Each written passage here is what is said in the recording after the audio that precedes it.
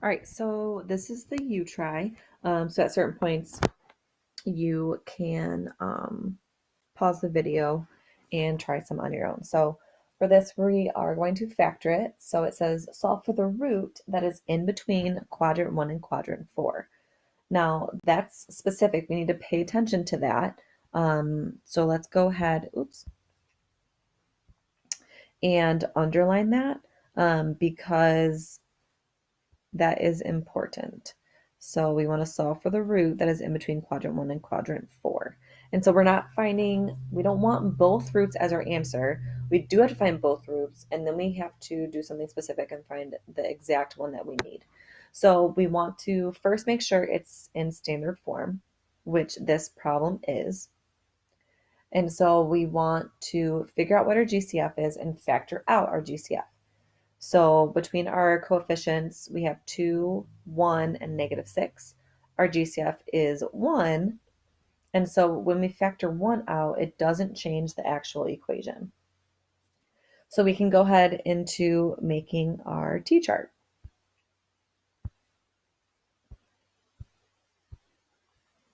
So for our t-chart, we want to figure out what A, B, and C are. So our A value is 2, our B value is 1, and our C value is -6.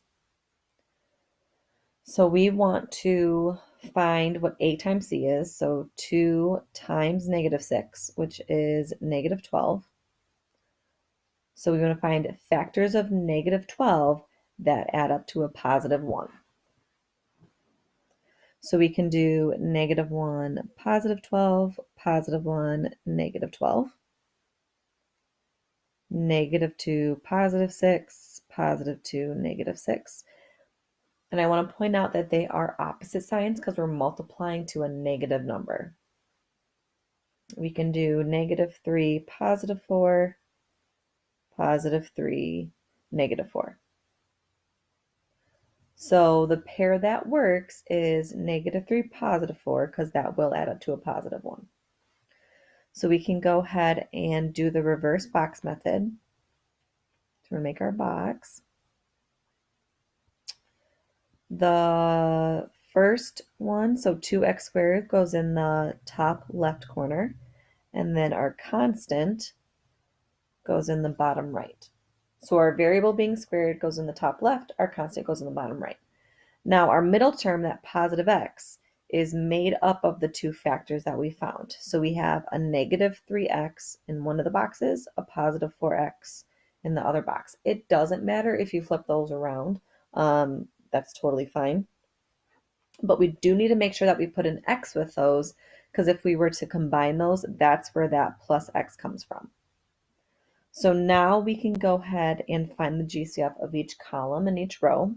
So the first column, between 2x squared and 4x, our GCF would be 2x. And it is positive because its neighbor is positive. So if you guys want to pause the video and find the GCFs for the other column and then the two rows, do that now.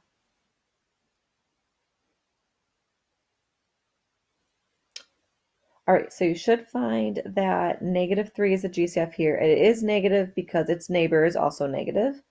And then our GCF over here is a positive x and a +2. So once we pull out our GCF of those, we can go ahead and write it in factored form with our factored form equal to 0. So we have 0 equals, our GCF was 1, so I'm not going to write that.